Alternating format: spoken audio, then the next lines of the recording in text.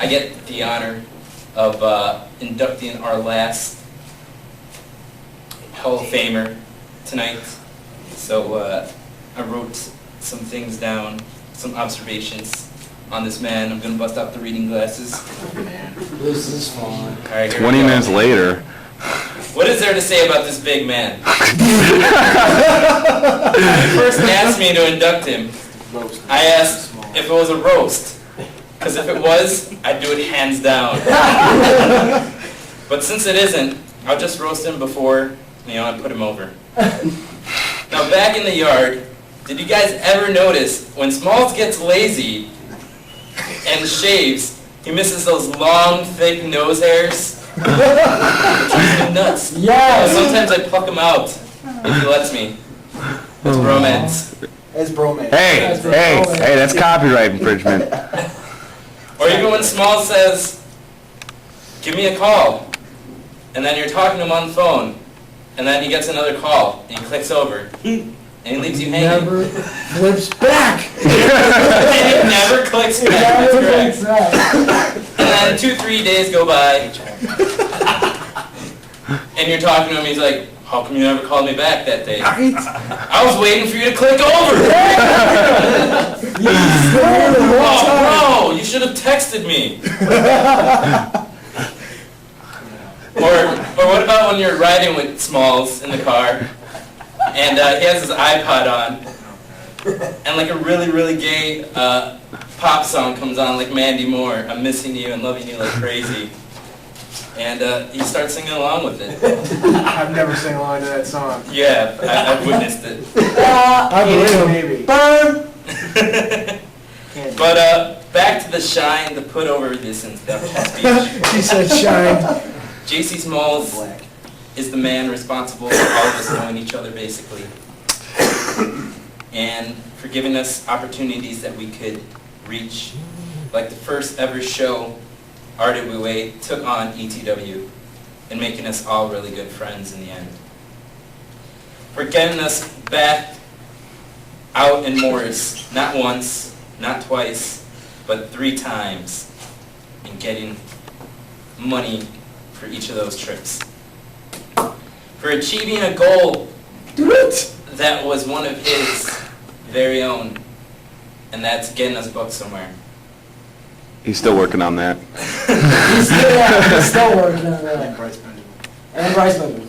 Smallzz has helped realize what he wanted to do in wrestling business. His next step was making something legit and bringing it in front of all of us for a paying crowd. I get tongue-tied, sorry. With the help of RTP and meeting Carlos Robles, he made that happen. From there, Smallzz was able to get us a real ring to wrestle in and train in. He got us trainers. He got us introduced to some good people, some shitty people, some shady people. I'm a douchebag! I'm a douchebag! Douchebag! Tony! Tony! Exactly! I think that was a shoot. JC Smallz's in-ring accomplishments are at length, but being part of 2 of the biggest factions in EWA, House and Damage Inc. He was the mainstay with his partner Androphonic in the IWO as an unstoppable team that conquered tag team gold more than once. A mammoth in the ring, but as gentle as a teddy bear outside of it. And one of the best wingmans I can have. We have both shared triumphs, as in getting new jobs, And women. as in getting experience in the indie scene, as in both getting where we want to in life, and we've also had our downfalls, as in losing loved ones, losing pets, losing girlfriends, losing jobs. Lost my dog, correct? One of my best friends, everyone, JC Smallzz.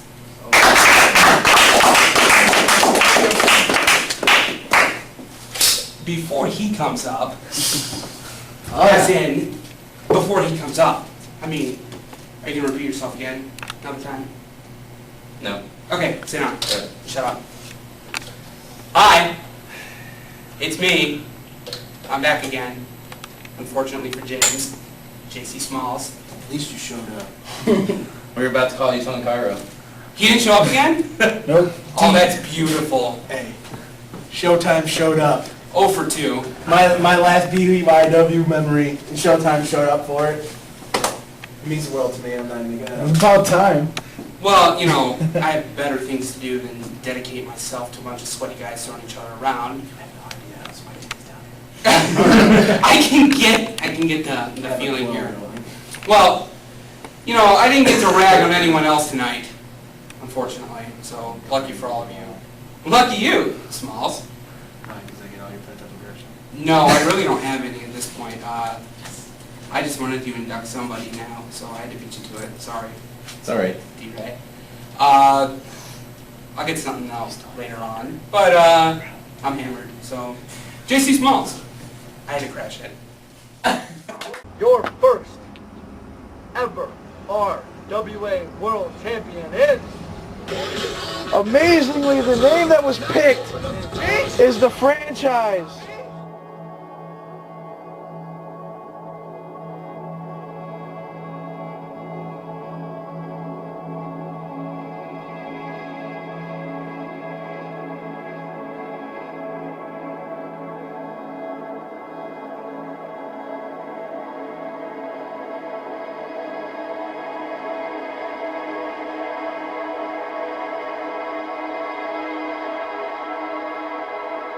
Was a long and dark December. From the rooftops I remember there was snow, white snow.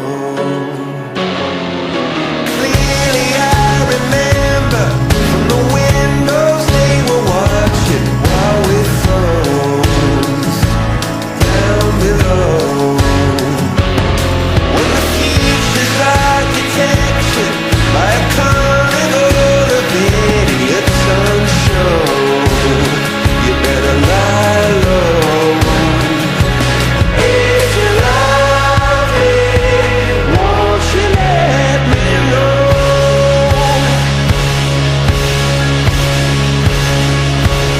It was a long and dark December when the banks became cathedrals and the fall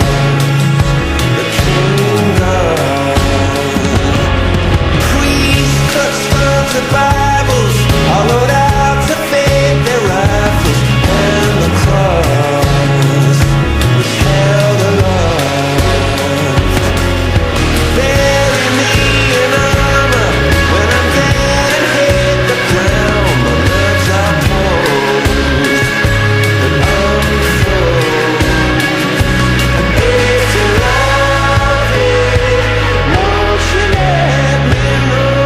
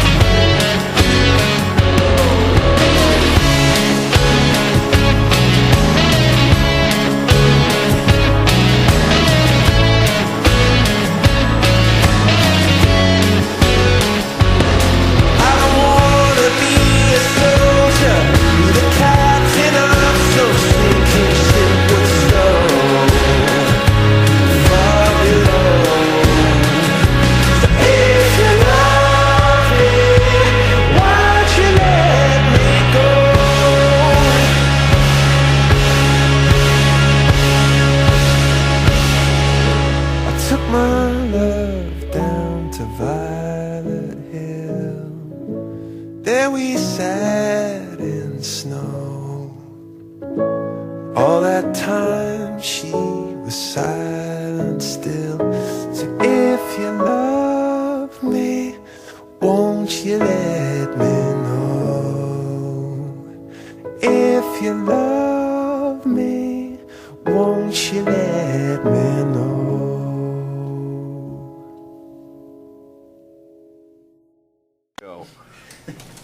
JC Smallzz, James Camione. Oh, I didn't. Can we redo that? I think I have the camera on. I still don't. Oh, Hold man. on. Oh, man. Wow. What a long, long road that has been for me. Didn't you always want to do this? Since you You know saw the what? first video? It's funny. When we first saw the original induction, What did you call it? I don't remember. No. When I first saw the first Hall of Fame induction speeches, I was like, I said to Gary Hallis, I'm like, this is the dumbest shit I've ever seen in my life. And then the more we watched it, I was like, you know what, this would have been really cool to have us all together one more time. You know, I plan on coming up here, trying to start it off real funny, quoting somebody about two of the guys that I've had the opportunity to continue to work with after I left the yard. But I'm not going to do that. This time, they died. Dumbass. No, not a dumbass. 2001, I met Brian Denny. Started wrestling in Hardcore Championship Wrestling with him. I wrestled under the name Overdose. Funny, I know. On food. Wrestled as Overdose. I won the Hardcore Championship Wrestling tag titles and United States title. And now that I realize that there was never World in Backyard Wrestling or United States, it was the Backyard. Then, Brian Denny, like I said, when I inducted Dan Nagy earlier, Brian Denny brought me to Addison, Illinois in 2002, where I met Mr. McNaghy. And Don't cry.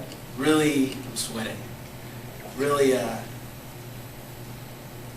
got my backyard career going. Dan was nice enough to allow me to come in, wrestle, without ever knowing me, ever before. And not only that, he allowed me to win. Which I know, now I know it means absolutely nothing. Wins and losses don't matter. But he let me beat a guy, Strawberry Decker, who actually became one of my best friends. He put me over him. And then I got to wrestle Nagy, where he busted my nose pretty badly.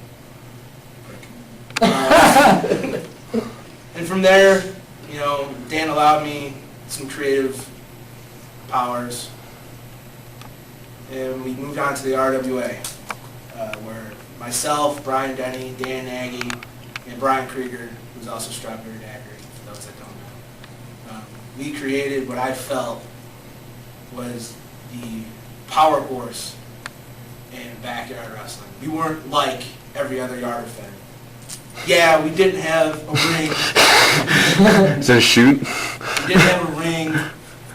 Real or a ropes. place like the ETW guys did. Thank We you. didn't have that actual place. We went from Nagy Arena or Nike Park. Like you. We didn't have one place where we could keep a ring. Yeah, it was piss cushions. Yeah, it was a target for painting. You were hardcore. But the one thing that we all did have was a passion and a heart for what we did. We were able to get off 10 live shows in front of people. Not 6. 10. Is that a shoot? For our shitty piss cushion ring. Damn right. Hell, we did something that ETW never thought they could do and never did. They We wrestled in a indoors. gym. We wrestled indoors. And we Are you wrestled still a in worker? different cities. And we wrestled in multiple places, not just men. We drew crowds. So did Joey Stark. Oh, wait, sorry, guys. Joey Stark? You know, I've had my problems with Brian Denny. That match, that thing where you saw me throw him up against the door was semi-shoot. Me and him were having some major issues. I've had my problems with Dan Nagy, creatively, numerous times. To the point where he made a comment one day and was like, you know what, I don't care if I never win another match. So he never won another match. And I made sure, but you know what, the kid kept coming back. He put up with my assholeness because of a stupid remark he made, and you know, we made him live champion there next year. So, sorry, Dan. Sorry, Dan, but you proved something to me that I couldn't believe it. You actually did exactly, without really bitching. I was able to win RWA the team with Strawberry Daiquiri, Mike Caputo, Just Jeremy, who's knucklehead, at the Monkey. And we had the RWA's Lady of the Night, Lori, along with us.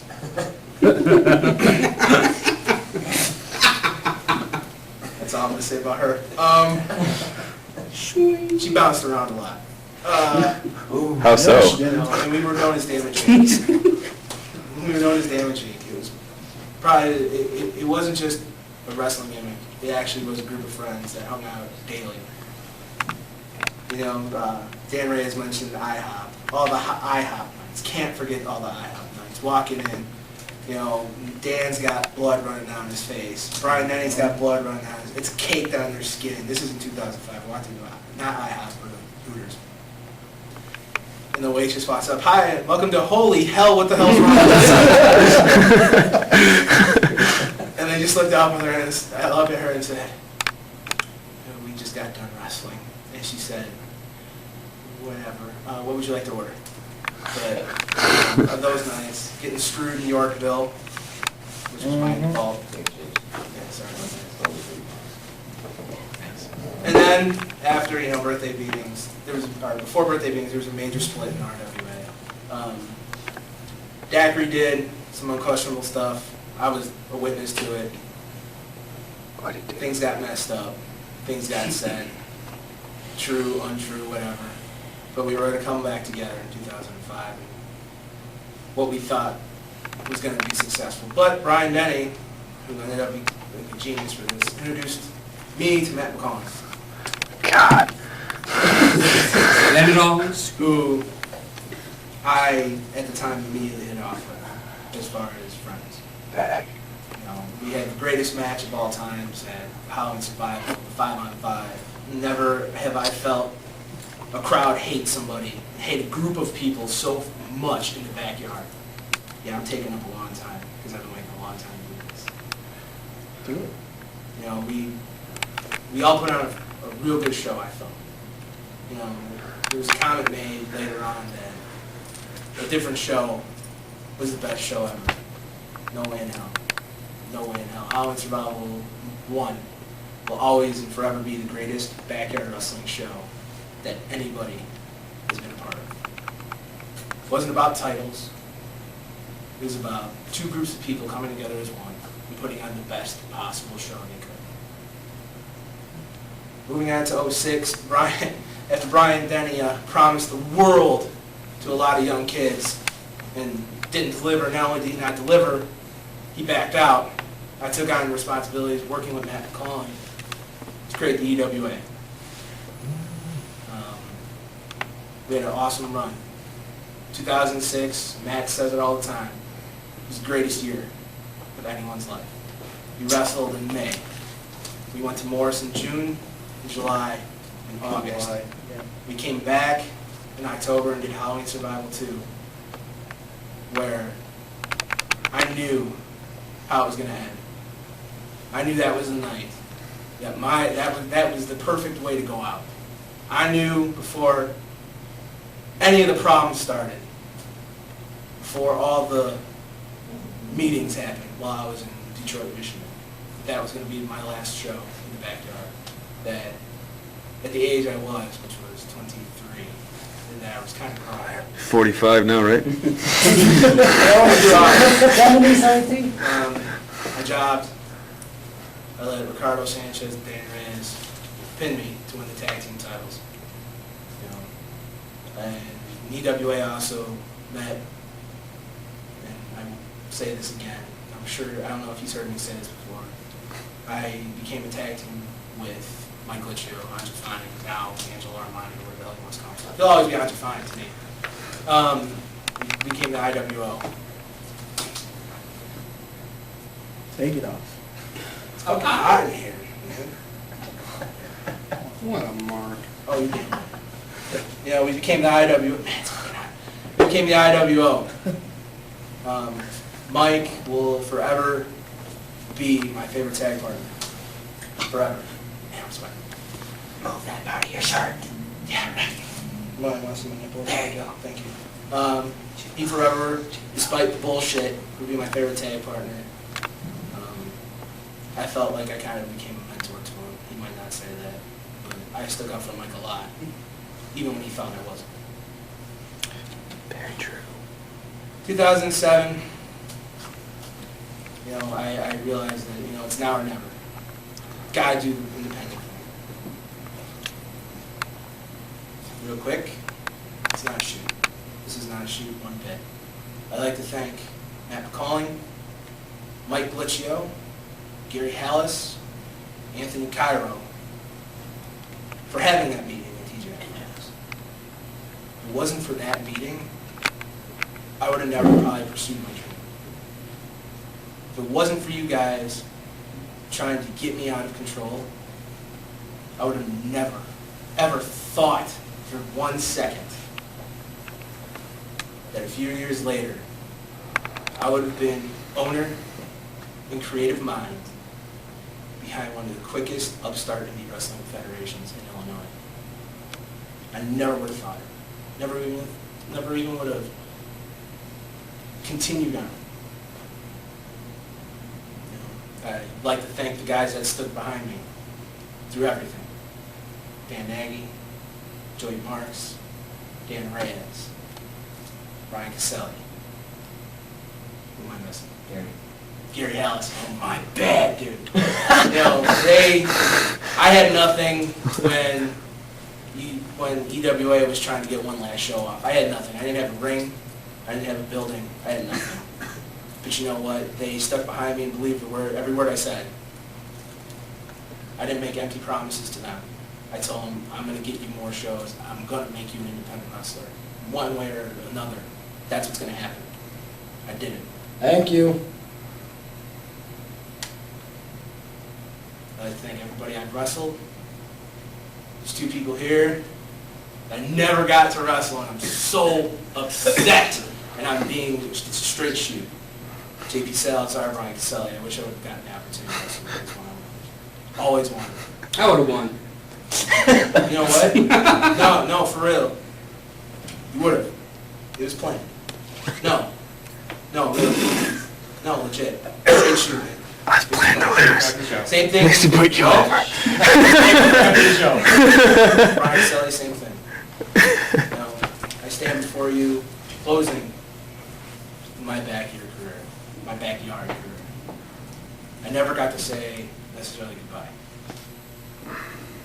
As Brett would say, I'm good, I'm all right.